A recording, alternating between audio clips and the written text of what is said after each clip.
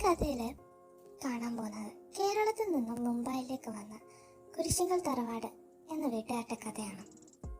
ഇതാണ് കുരിശിങ്കൽ തറവാട്ടിലെ ഏറ്റവും മുതിർന്ന വ്യക്തി, പൗലോ കുരിശിങ്കൽ. ഇത് അദ്ദേഹത്തിൻ്റെ വൈഫ് സാറ കുരിശിങ്കൽ. കേരളത്തിൽ തനിക്കുണ്ടായ സ്വത്തുക്കളെല്ലാം വിറ്റ് പെറുക്കി അദ്ദേഹം വർഷങ്ങൾക്ക് മുന്നേ മുംബൈയിലേക്ക് ട്രെയിൻ പിടിച്ച് കയറിയതാണ്. പിന്നീട് മുംബൈയിൽ വന്നിട്ട് ചെറിയ ചെറിയ വ്യവസായങ്ങളും കാര്യങ്ങളും തുടങ്ങി അങ്ങനെ ജീവിച്ചു പോന്ന ഒരു കൊച്ചു കുടുംബമായിരുന്നു അദ്ദേഹത്തിൻ്റേത്. താനും ഭാര്യയും 2 മക്കളും അടങ്ങുന്ന കൊച്ചു കുടുംബം. ഇവര് കേരളത്തിൽ നിന്ന് മുംബൈയിലേക്ക് വരാൻ തന്നെ മറ്റൊരു കാരണമുണ്ട്. അത് നമുക്ക് കഥയിലൂടെ വഴിയെ മനസ്സിലാവും. പൗലോ സാറ ദമ്പതികൾക്കുണ്ടായ 2 ആൺതരികളാണ്, മാത്യു ആൻഡ് ജോസഫ്. മാത്യു കുരിശിങ്കലും ജോസഫ് കുരിശിങ്കലും ജനിച്ചത് കേരളത്തിലാണെങ്കിലും അവർ വളർന്നതും പഠിച്ചതും എല്ലാം മുംബൈയിൽ തന്നെയാണ്. മുംബൈയിൽ വളർന്നതുകൊണ്ട് തന്നെ മലയാളം അറിയില്ലെന്നാണെങ്കിൽ അവിടെ തെറ്റി. പൗലോ സാറ ദമ്പതികൾ ഒരിക്കലും ഇവരെ മലയാളം പഠിപ്പിക്കാതിരുന്നിട്ടില്ല. കേരളത്തെക്കുറിച്ചും അവർ ജനിച്ച നാടിനെക്കുറിച്ചും അവർക്ക് നന്നായി അറിവുണ്ടായിരുന്നു. ഇത് മാത്യു കുരിശിങ്കലുടെ വൈഫ് മരിയ മാത്യു കുരിശിങ്കൽ. ഇവരുടേത് ഒരു പക്ക അറേഞ്ച്ഡ് മാരേജ് ആയിരുന്നു. അറേഞ്ച്ഡ് മാരേജ് ആണെങ്കിലും പുറമെ കാണുമ്പോൾ അതൊരു ലവ് മാരേജിൻ്റെ മാതിരിയാണ്.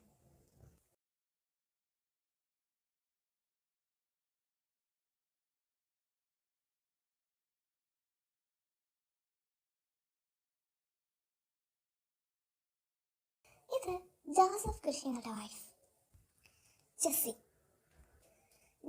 ജോസഫ് കുരിശിങ്കൽ. ഇവരുടേത് കണ്ടാലൊരു അറേഞ്ച്ഡ് മാരേജ് ആണെങ്കിലും ഒരു പക്ക ലവ് മാരേജ് ആയിരുന്നു.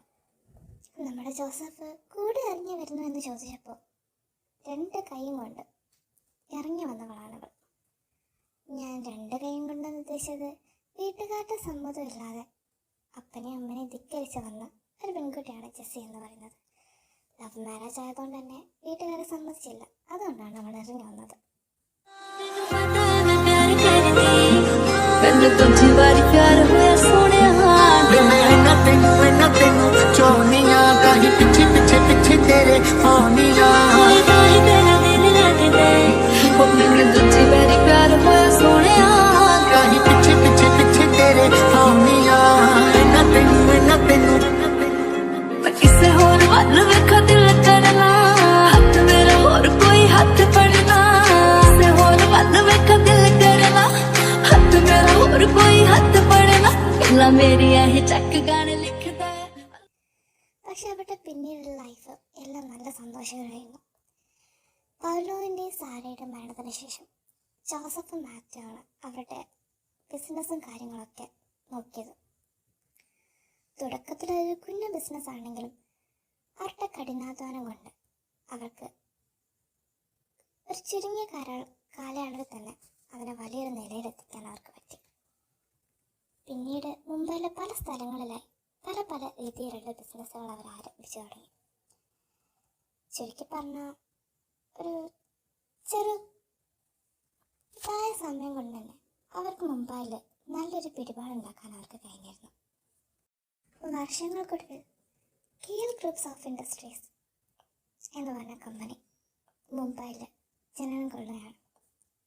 മുംബൈയിൽ വെച്ച് തന്നെ ഉയരങ്ങളിൽ ഒന്നായ ഒരു കമ്പനി, ഏറ്റവും വലിയ കമ്പനികളിൽ ഒന്നായതുകൊണ്ട് തന്നെ ഒരുപാട് ബിസിനസ് രീതികളിലുള്ള ശത്രുക്കളും അവർക്ക് ചുറ്റുമുണ്ടായിരുന്നു.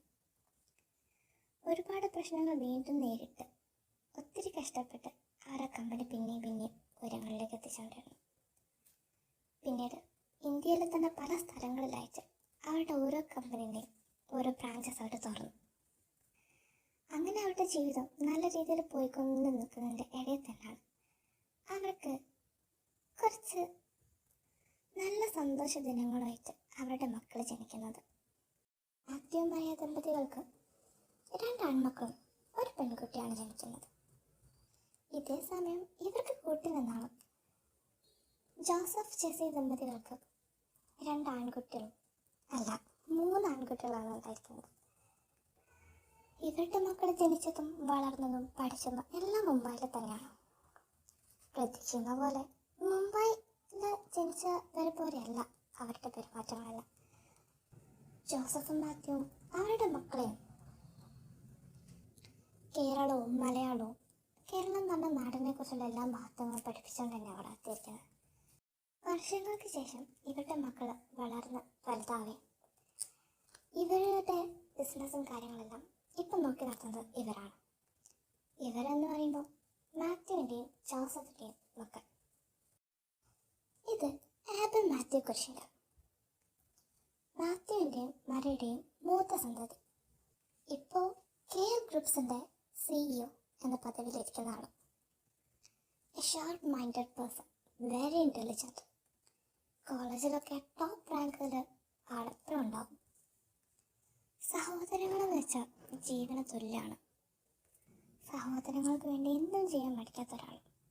കാം ആൻഡ് കൂളാണ്, പക്ഷേ ചില സമയത്ത് ഭയങ്കര ഡാർക്കാണ്. ഇത് രണ്ടാമത്തെ സന്തതി ഇവാൻ മാത്യു കുരിശിങ്കൽ, എവി എന്ന് വിളിക്കും. കൂട്ടത്തിൽ ഒരല്പ ദേഷ്യക്കാരനും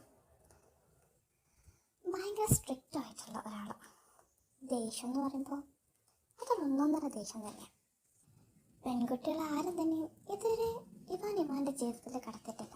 അതിനൊരു കാരണവുമുണ്ട്. സ്വന്തം കുടുംബത്തിനെതിരെ വന്നവരെ ആരും ഇവാനെതിരെ വെറുതെ വിട്ടിട്ടില്ല. മറ്റാർക്കും അറിയാത്ത ചുരുക്കം ചിലർക്ക് മാത്രം അറിയുന്ന മറ്റൊരു മുഖം ഉണ്ട് ഇവാന്. ബാക്കി നമുക്ക് കഥയിലൂടെ മനസ്സിലാക്കാം. ഇത് ആൻ മാത്യു കുരിശിങ്കൽ, മാത്യുവിൻ്റെയും മരിയുടെയും ഇളയ സന്താനം. ആള് പെൺകുട്ടിയാണെങ്കിൽ ആൺകുട്ടിയുടെ സ്വഭാവമാണ്. എന്നുവെച്ചാൽ കുറച്ച് കുറുമ്പും ഫിസിക്കൽത്തരങ്ങളൊക്കെ നല്ലോണം കയ്യിലുണ്ട്. ഇപ്പം BBA ഫൈനൽ ഇയർ ഫ്രാൻസിൽ പഠിക്കാൻ. അവരുടെ ജീവിതത്തിൽ അവൾ കാത്തിരിക്കുന്ന ഒരാളോടാണ്. അതാരാണ്? ഇനിയുള്ളത് ജോസഫ് ജെസ്സി ദമ്പതികളുടെ മക്കളാണ്. അവർക്ക് 3 ആൺമക്കളാണുള്ളത്. ആദ്യത് സാം ജോസഫ് കുരിശിങ്കൽ. ആളിപ്പോൾ വർക്ക് ചെയ്യുന്നതെല്ലാം കേരള കമ്പനിയിൽ തന്നെയാണ്.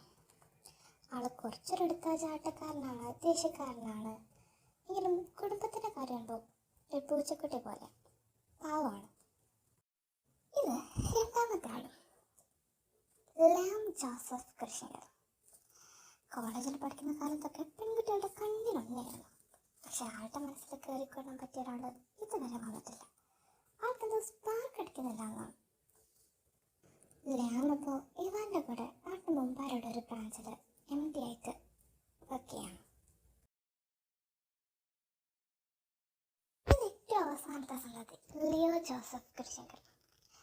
ഏറ്റവും അവസാനത്തേതായത് തന്നെ ഒത്തിരി കൊഞ്ചിച്ചാണ് ഇവനെ വളർത്തിയിരിക്കുന്നത്. ആളിപ്പോൾ മുംബൈയിൽ തന്നെ ഫൈനൽ ഇയർ MBA ചെയ്തുകൊണ്ടിരിക്കുകയാണ്.